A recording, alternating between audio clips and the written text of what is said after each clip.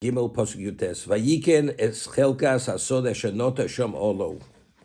And he had purchased the portion of the field where he had pitched his tent, miad b'nei Chamor avishchem, from the sons of Chamor, the father of Shechem, b'mei ksito, for 100 ksito. So Rashi explains the word ksita means it was a certain denomination of coin. So what bothered me immediately, the Torah only shares information with us if it has relevance to something we're able to learn from this. Why is it important for us to know the amount of money he paid for the field? It says he purchased the field. Why is it important for us to know it's meo ksita, for 100 ksita? So I looked in a number of the commentators, nobody speaks about it. So I finally came upon the Cleave, who's the commentator, one of the commentators on the page, and he says something beautiful. What he says is that we find the Beis Hamikdash was 100 amos in height. 100 amos in height. Why was the Beis Hamikdash 100 amos in height? So he explains that initially when God created Adam, his height was from earth to heaven. After he ate of the Eitz Hadas, of the tree of knowledge, which contained the evil, was Tov Ra, God put his palm upon him, Kaviyochol, and he was minimized to 100 amma. To 100 amma. When Adam was created, he was created from the earth. Rashi over there cites the Chazal. Which earth was he created from? From the earth of the Beis Hamikdash, which ultimately brings atonement. That's the earth he was created from. He went and putrefied that earth. He putrefied it. So therefore, and as a result of that, there's sin in the world. Because Adam introduced evil and intermingled and intermeshed into the human being. So what was a consequence of the eating of the Eitz Hadas? He was minimized to 100 amma. So now what is the challenge of existence? The challenge of life is to contend with that evil, which is now part and parcel of existence of the human being. Kapora is to atone for the failing, where we fail due to that evil of that Eitz Hadas. Therefore, the Beis Hamikdash, what does it represent? It's the 100 which contends with all the issues of what Adam Rishon represents. After the Chet, it's the super challenge between good and evil. That's why the Beis Hamikdash was 100 amos. So the Cleave says regarding this particular location, Yaakov, next pasuk Chav says, Vayatzi Shom Mizbeach. After he purchased the land for 100 ksita, Vayikra lo Keil Ke Yisrael, and he called the location Keil Ke Yisrael. So he explains that before Yaakov, before he wanted to build the Mizbeach, that action and bring the sacrifice or whatever he will do on that altar, that it should have that special value. He wanted to first consecrate the location, and in that location now he builds the altar, the Mizbeach, on that location. So because the avoda is being done in a location that was consecrated, similar to the Beis Hamikdash, now the value of the avoda has special value. So he had to purchase the land to consecrate the location, which is the equivalent of Beis Hamikdash, and now that Mizbeach, the altar he builds, is in that location. And the 100 signifies the 100 amos of Adam, because that's what he was minimized after the Chet, and that is the equivalent, the 100 represents, and that's why the Beis Hamikdash was 100 amos. That's the Cleave. Okay?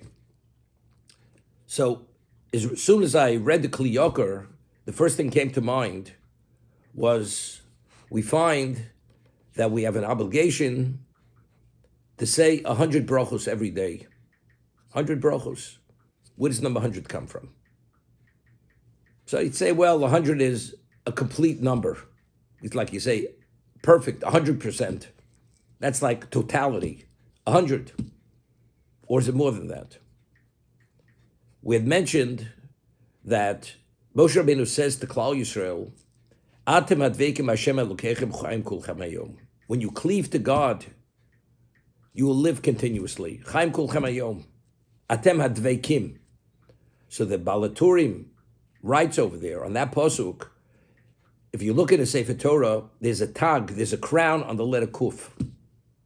What does that tag, that crown on the letter Kuf signify? That if you want to cleave to God, you say Mei brachos b'chol yom.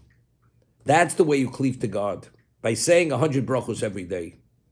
That is the significance of the crown on the letter Kuf.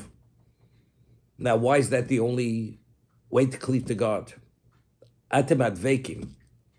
Now, when a person says a bracha, what are you actually articulating? What are you expressing? What are you declaring? The Gemara tells us brachos that a bracha that doesn't have Shem or Malchus, doesn't have the name of Hashem, and acknowledging him as the king of the universe, it has no value. It's not a bracha.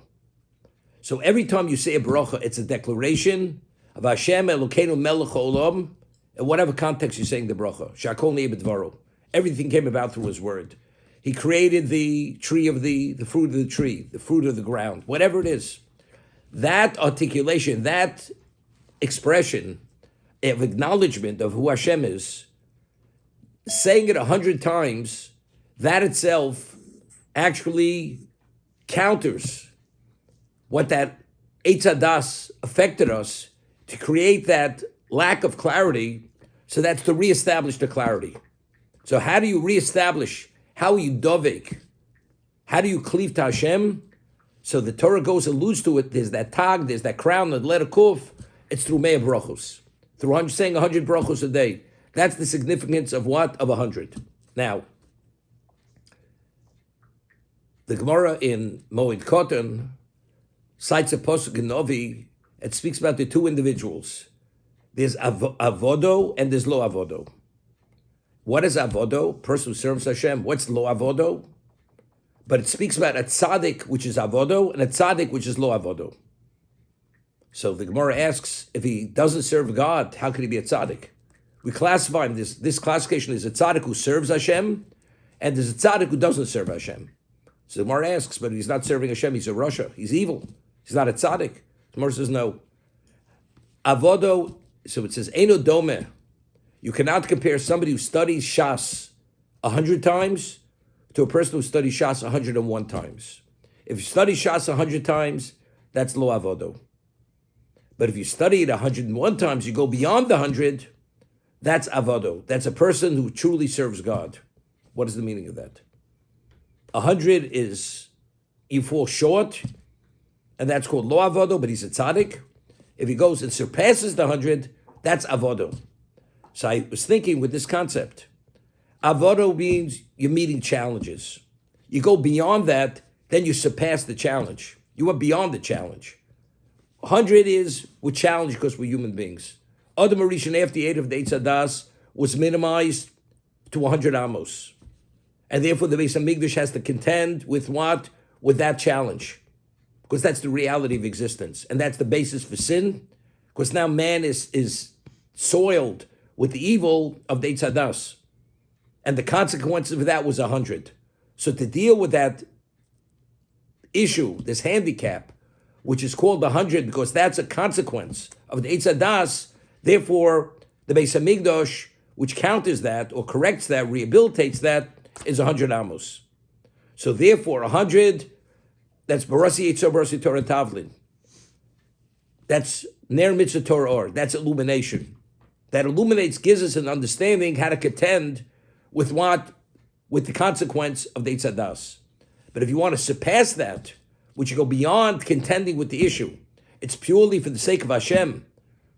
It has nothing to do only to contend with the Yetzer Hara. It's to go and serve Hashem for Hashem, not only to be the antidote. That is 101. That's avodo. Now, once discussed that the only meal offering, which is chametz, personal meal offering, is the korban toda. Korban toda. When does one bring a toda? So the Gemara says in brachos, there are 4 people who have to bring a toda offering, a thanks offering.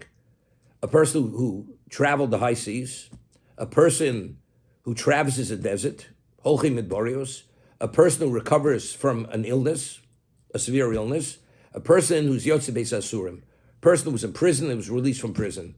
These four people, tzrichim lahodos, and they have to bring a korban toda. Now,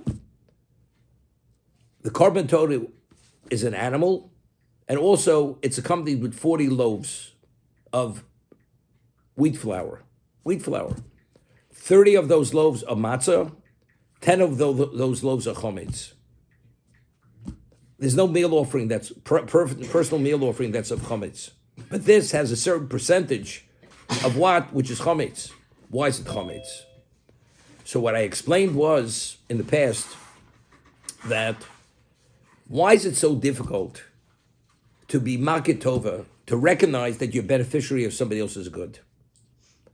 There's an expression, I'm indebted. I'm indebted to the person for what he had done to me. Indebted means you're a debtor. You're indebted to that person because you acknowledge that he provided something for you. Therefore, you're a debtor. Shlomo tells us in Mishlei, Eved lo v'lishmalveh, that a borrower is a slave to the lender, meaning you're indebted to him. And you're bound to certain things because he provided that favor to you by lending you the money. So whenever you're a beneficiary of somebody else's goodness, you're a debtor. So now, it's not simple.